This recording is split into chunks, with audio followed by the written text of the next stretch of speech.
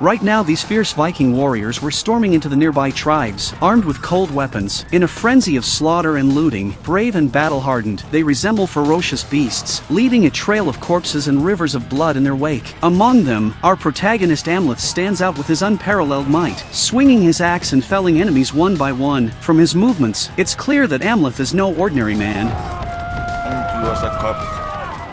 In fact, he is a Viking prince of a certain kingdom, and the story unfolds around the 8th century when Amleth was still a child. One day, his father Aurvandill returns from the battlefield, bringing back supplies, and the entire nation celebrates. However, Aurvandill is unable to share in the joy, as he has sustained a severe abdominal wound in battle and fears he won't live much longer. Aurvandill informs the queen of his intention to pass the throne to Amleth that very night. Late at night, Aurvandill takes his son to the Temple of Odin. Before inheriting the throne, Vikings have a tradition of performing certain rituals. Under the priest's incantations, Amleth experiences hallucinations and vows to defend his family's honor with his life, while also harboring great ambitions to expand his lineage. After the mysterious ceremony concludes, Aurvandill and his son exit the temple, celebrating Amleth's ascension as the new king. Unexpectedly, an arrow flies from afar, striking Aurvandill in the chest. In the next moment, a group of knights charges forward. Aurvandill urges Amleth to flee, sacrificing himself to the attackers. Amleth hides and is horrified to discover that the one who killed his father is none other than his uncle, Fjornr. It turns out Fjornr seeks to usurp the throne, and he orders his men to pursue the fleeing Amleth. Amleth is soon caught by a soldier, but in a desperate moment, he pulls out a dagger and slices off the soldier's nose. Escaping in the chaos, returning to the village, he finds it in turmoil, with all his father's loyal soldiers slain and even his mother taken by Fjornr. Seeing the dire situation, Amleth boards a ship to escape, vowing to avenge his parents. The noseless soldier, fearing punishment, falsely claims the prince is dead. Time flies, and 20 years pass. The once innocent boy has grown into a muscular man. During his exile, Amleth joins another Viking band, quickly rising to become a fierce warrior thanks to his superior combat skills. He is grim and ruthless, leading his comrades in raids and plundering nearby tribes. One day, after capturing a tribe, Amleth feels a mysterious call during the evening celebration and leaves the camp. He experiences a vision of a temple and encounters a mysterious witch inside. Through her words, Amleth recalls his vow and the burden of his revenge mission. The witch reveals Amleth's destiny. He will kill Fjornr at a volcanic crater to fulfill his revenge. However, for Amleth to succeed, he must find a mystical sword, the only weapon capable of defeating Fjornr. The next day, Amleth learns from soldiers that the king of Norway has been defeated, losing his lands and being forced to flee to the desolate Iceland with his family and some slaves. Upon hearing this, Amleth decides to head to Iceland for his revenge. He brands himself as a slave and sneaks onto a ship transporting slaves. Among the slaves is a woman who immediately notices something different about Amleth, but she keeps silent, warning him to hide his true nature to survive. During the voyage, a sudden storm stirs the sea, and as Olga is about to fall overboard, Amleth grabs her, saving her life. This event forges an unbreakable bond between them. Soon, the ship reaches land, and the slaves are marched inland. On the way, Olga asks Amleth about his purpose there. He doesn't reveal much, simply stating that fate has brought him here to reclaim what he lost. Olga seems to understand and refrains from further questioning. In Iceland, Amleth endures various farm tasks, biding his time for revenge. Whenever possible, he spies on Fjornr's life, puzzled by his mother's seemingly good relationship with Fjornr.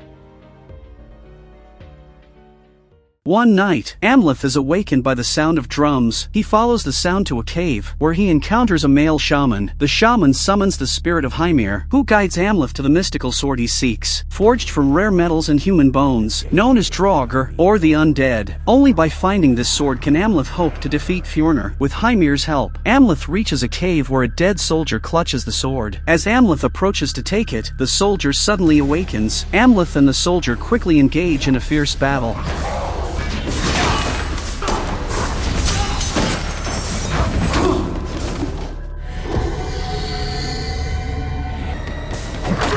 Amleth was no match for him at first, but he soon discovers the soldier's weakness, subdues him, and beheads him to claim the mystical sword. This scene is merely a hallucination of Amleth's. He did get Excalibur, but the soldier did not come back to life. After acquiring the sword, Amleth hides it, waiting for the right moment to exact his revenge. During this waiting period, Amleth's relationship with Olga evolves. Since they arrived as slaves together and Amleth saved Olga's life, she admires him greatly and even develops feelings for him. One day, Fjornr's eldest son son, Thorir, organizes a ball game for entertainment, selecting 2 teams from the slaves to fight over a small ball. Amleth, strong and robust, is chosen for one team. With the command given, both teams charge forward. Having battlefield experience, Amleth easily handles his opponents, leaving only one strong man standing. During their confrontation, an unexpected event occurs. Fjornir's playful younger son suddenly runs onto the field and grabs the ball. The enraged strong man knocks the child down and attempts to kill him. In a critical moment, Amleth steps in, punches the strong man, and saves the child. Wake up!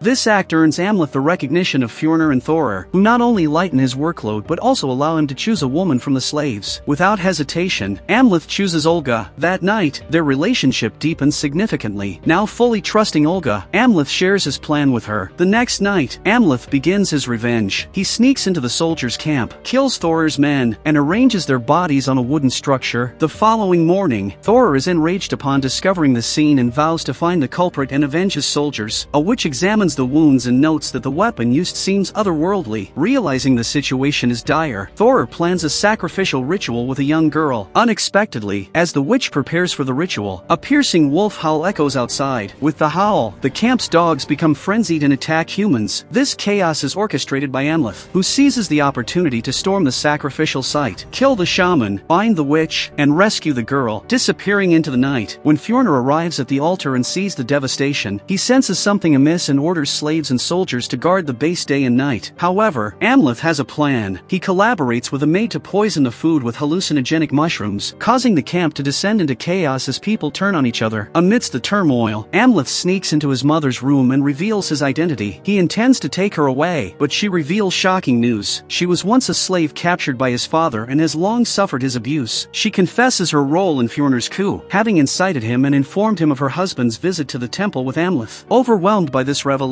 Amleth flees the camp. Passing Thorir's room, he kills him without hesitation and takes his heart. Then finds Olga and explains the situation, urging her to escape the next day to avoid being implicated. Unfortunately, they don't have time. The next morning, Fjornir learns of his son's murder, and he learns from the queen the true identity of Amleth and suspects the slaves of complicity. Fjornir gathers the slaves for questioning, and when no one confesses, he begins a merciless slaughter. Olga, unable to watch her companions die, finally steps forward. Just as Olga is about to be executed, Amleth returns, offering Thorir's heart in exchange for Olga's life. Before Fjornir can respond, Amleth charges forward with a weapon, fighting Fjornir's men, while Olga seizes the chance to escape.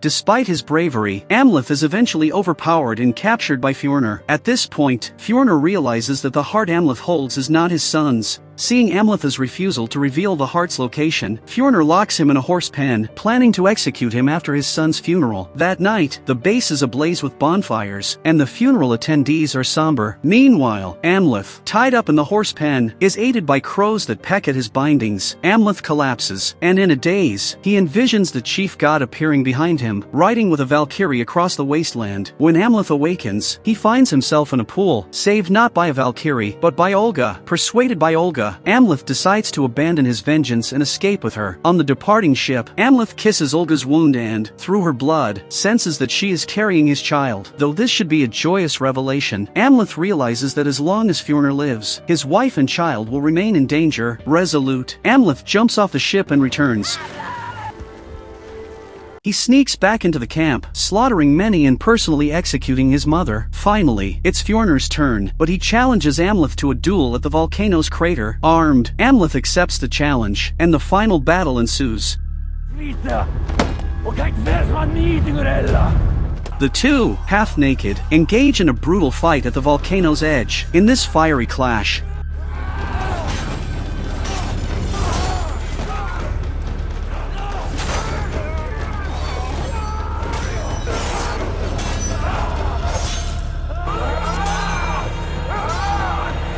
Amleth proves superior, beheading his uncle. Tragically, he is also mortally wounded, collapsing with a pierced chest. In his final moments, Amleth finds peace knowing Olga and their child will live safely, and he closes his eyes. And thus, the story concludes. The Northman lacks originality in its narrative and suffers from a slow pace, but excels in character design and action choreography, especially during the climactic battle, which is intensely thrilling.